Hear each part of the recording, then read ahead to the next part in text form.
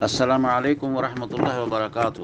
سوال یہ ہے، شادی شدہ عورت ہے، مالدار ہے، کام کرتی ہے، کمائی کرتی ہے، خاوند کی جو نوکری ہے اس کی تنخواہ سے وہ زیادہ کمانے والی ہے، تو کیا وہ اپنے مال کی زکوٰۃ خود ادا کرے گی اگر اس کے پاس سونا ہے، یا خاوند کے اوپر واجب اور فرض ہے کہ وہ اپنی بیوی کی طرف سے زکوٰۃ ادا کرے؟ بات کچھ اسی طرح سے ہے جو اس سوال میں سمجھ آئی ہے۔ الجواب بعون الوہاب۔ الحمد للہ وحدہ والصلاۃ والسلام علی من لا نبی بعدہ وبعد۔ سورہ التوبہ میں اللہ رب العالمین کا ارشاد گرامی ہے، اعوذ باللہ من الشیطان الرجیم، والذین یکنزون الذہب والفضة ولا ينفقونها فی سبیل اللہ فبشرہم بعذاب علیم۔ جو لوگ سونا چاندی کو کنز بناتے ہیں، ذخیرہ بنا کے رکھتے ہیں اور اسے اللہ کی راہ میں خرچ نہیں کرتے، ان کو دردناک عذاب کی بشارت سنا دیجیے۔ بشارت سے مراد یہ ہے کہ ان کو خبر دے دیجیے، یوم یحمى علیہا فی نار جہنم، جہنم کی آگ میں ان کو ڈالا جائے گا۔ کن کو؟ سونے اور چاندی کو۔ پلیٹیں بنی ہوئی ہوں گی، فتقویٰ بہا جباہہم وجنوبہم وظہورہم، اور پھر ان کے پہلو، ان کے چہرے کو داغا جائے گا سونے اور چاندی کے اس آگ کے ساتھ، گرم ہوئی ہوئی جہنم کی آگ سے تپائی ہوئی وہ جو پلیٹیں ہوں گی یا سونا اور چاندی ہوگا، اس کے ساتھ ان کے چہروں کو داغ دیا جائے گا، ان کے پہلوؤں کو داغا جائے گا، ان کی کمروں کو داغا جائے گا۔ فرمایا جائے گا، بھئی ھذا ما کنزتم لانفسکم، یہ ہے جو تم نے اپنے لیے خزانہ بنا کے رکھا تھا۔ فذوقوا بما کنتم، ذوقوا ما کنتم تکنزون، جو کچھ تم جمع کرتے تھے آج اس کا مزہ چکھ لو۔ یہ سورہ التوبہ میں ہے۔ بات یہ ہے کہ مالدار عورت ہے، اس کے پاس زیور جو ہے وہ دو قسم کا ہوتا ہے۔ ایک زیور تو مستعمل ہے، ہر وقت وہ استعمال کرتی ہے، ایک زیور ہے وہ کبھی کبھی استعمال کرتی ہے، ایک زیور وہ رکھا ہوا ہے، کبھی کوئی شادی شدی کا موقع آئے تب استعمال ہوتی ہے، تو وہ ذخیرہ کہلاتا ہے، اس میں سے زکوٰۃ دینی تو لازم ہے۔ اختلاف صرف یہ ہے کہ وہ زیور جو استعمال کیا جائے۔ شیخ ابن باز رحمہ اللہ تعالی عنہ سے جب یہ سوال پوچھا گیا تو انہوں نے بڑی واضح طور پر یہ بات کر دی کہ ارجح یہ ہے، صحیح بات یہی ہے کہ وہ جو زیور ہے جو استعمال ہوتا ہے اس کی بھی زکوٰۃ دی جائے۔ اب اگر زکوٰۃ دینے کے لیے پیسے نہیں ہے تو اس کے لیے ایک الگ صورت ہے، اور وہ بھی حدیث کے اندر موجود ہے۔ خاوند کے اوپر فرض نہیں ہے کہ وہ خاوند جو ہے نا زکوٰۃ دے۔ بھی مال کس کا ہے؟ مال اس کی بیوی کا ہے، مالدار وہ ہے، صاحب نصاب وہ ہے، مرد تو نہیں، مرد تو فقیر ہے۔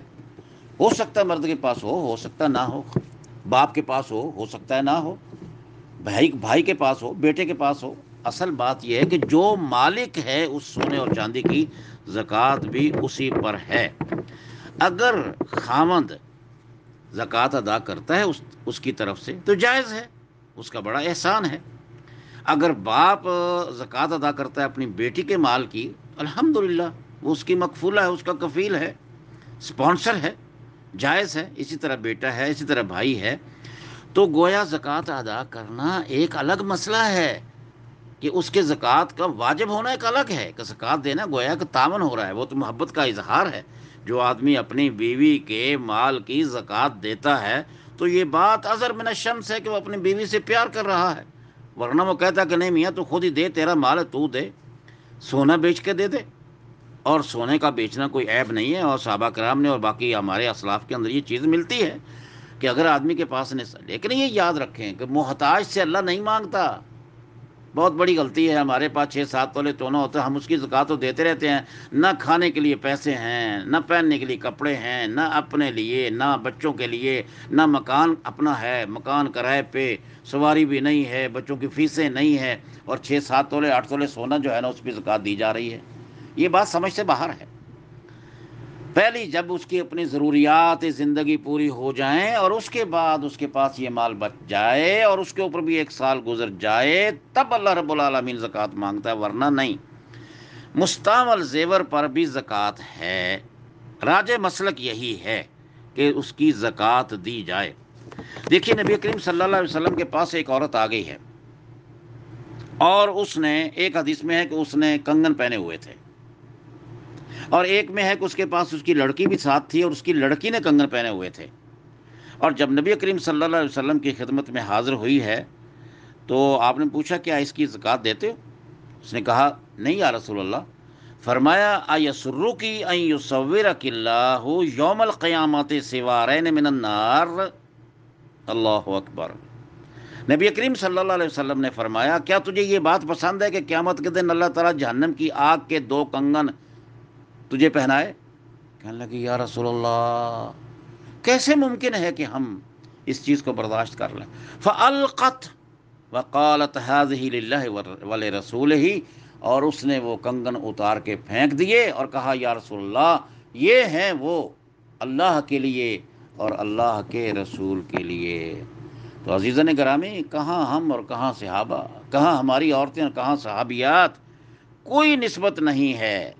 لیکن بات سمجھنے والی یہ ہے کہ جو مالدار ہے، جس کا وہ مال ہے، جس کا وہ سرمایہ ہے، وہی دے گا، کیونکہ مرد جو ہے وہ عورت کو زکوٰۃ نہیں دے سکتا۔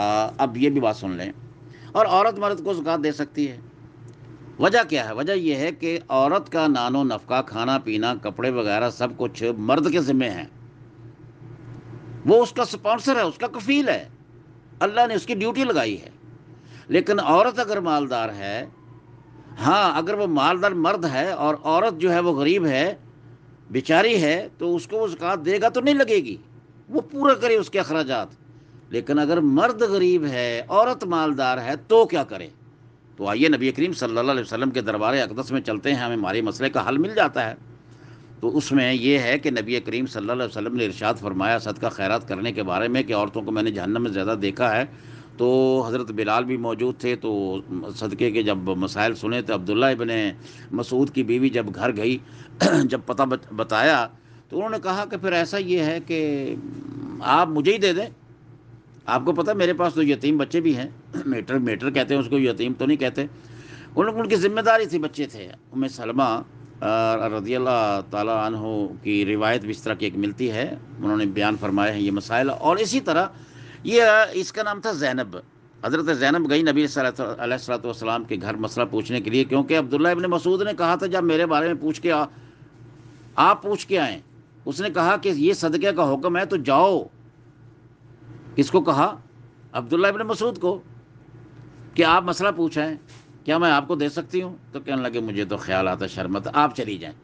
تو جب حضرت زینب رضی اللہ تعالی عنہا و ارضاہا، حضرت عبداللہ ابن مسعود کی بیوی جب نبی علیہ الصلوۃ والسلام کے گھر کے پاس گئی ہیں تو وہاں دیکھا کہ ایک عورت بیٹھی ہوئی تھی، اس کا نام بھی زینب تھا اور وہ بھی یہی مسئلہ پوچھنے آئی تھی۔ اور اس نے کہا حضرت بلال کو کہ اندر جا کے یہ نہ بتانا کہ میں کون ہوں، میرے خامد کی بے عزتی نہ ہو جائے کہ صدقہ لیتا ہے بیچارہ، غریب ہے۔